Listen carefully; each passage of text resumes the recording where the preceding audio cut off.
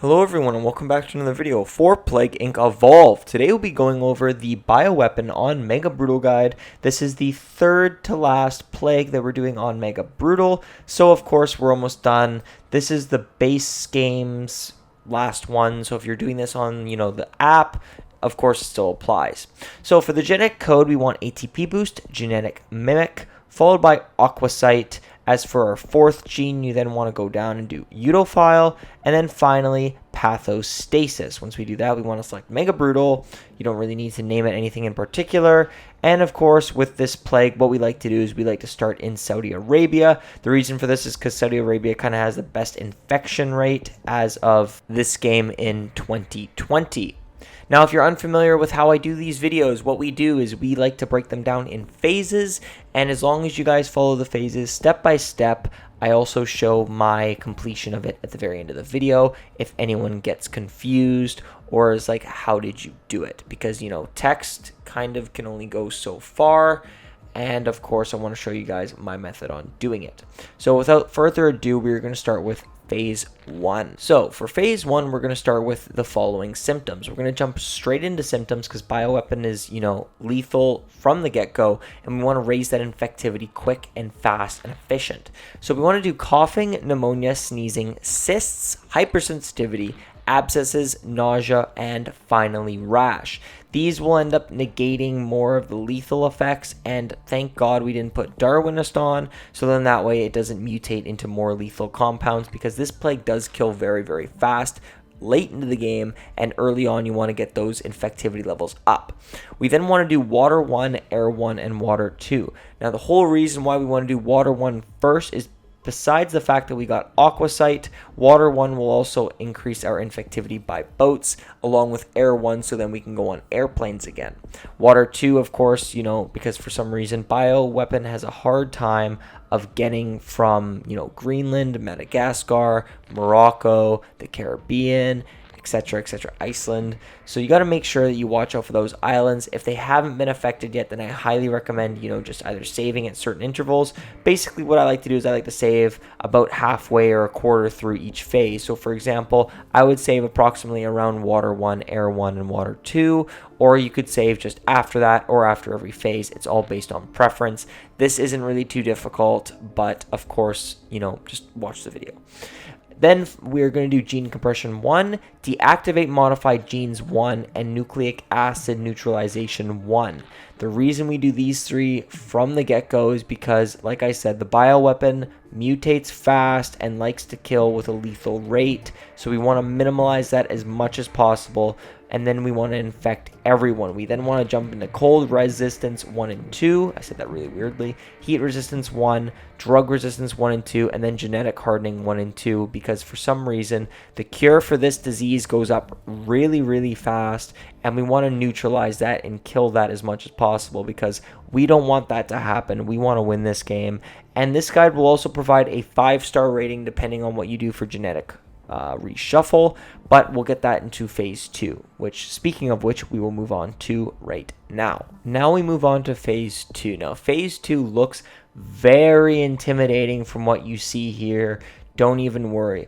Phase 2 will focus mainly on the abilities of genetic compression 2, deactivate modified genes 2, nucleic acid neutralization 2, gene compression 3, deactivated modified genes 3, nucleic acid neutralization 3, and then genetic reshuffle 1 and 2.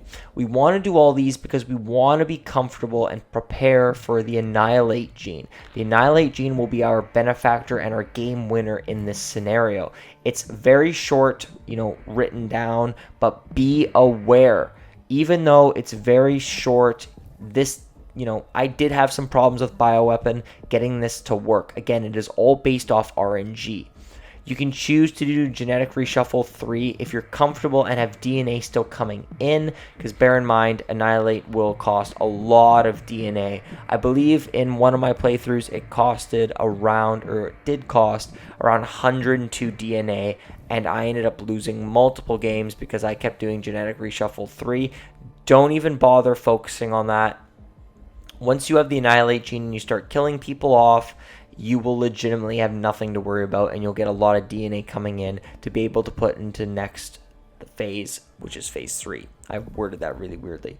But be aware that the Annihilate gene, you only want to activate that when the whole world has been infected. If the small islands haven't been infected, there's no point in even continuing the game. Again, that's RNG for you. So essentially, you want to save before you do phase 2. Because if you're not infecting the islands, you're kind of in trouble. Because if you activate the Annihilate gene and it kills everybody, if they do infect the islands, you'll end up killing the one person that's infected anyways. So we don't want that. But now we're going to move on to phase 3, and then I will explain the clip at the very end of the video. Now you're probably wondering what I mean by the clip at the end of the video. I mean phase 3. For phase 3, you want to do paralysis, coma, insomnia, paranoia, seizures, and insanity. Now you're definitely probably wondering why I chose these to be put into phase 3. The whole reason for this is due to the fact that we already used genetic reshuffle 1, 2, and 3, so we can't really use that again, and we've kind of exhausted all our options at this point. The reason we're doing these is so then, in a sense, we can accomplish our cure, not going up as fast, because seizures and insanity will make our cure progression go up 10 times slower than it should be, which is what we want in this scenario. But that's been the video, guys, so hopefully this helped you in any way, shape, or form. As always, you guys want to be very, very careful in these scenarios, and the reason why I wanted you guys to watch all the way up to this point is because, as you see on screen, I did choose Saudi Arabia, but in this clip, I chose India at certain points. India is very, very difficult at times, and for some reason, the bioweapons seem to start 10 times better here. You'll notice that a lot of my clips in this, I'm kind of running all over the place and trying different things. I like to include the clip at the end of the video, not because it gets me more money, but because it will show you guys how I did it at certain intervals. So then you're not scrambling on the internet to try to find different things. Of course, bear in mind that not everything will work in time. You'll need to kind of play with it a bit and learn what you're doing at that certain time. And like the certain random events that like to correspond in this game are just bullshit. But watch the end clip here and tell me, guys, what you think.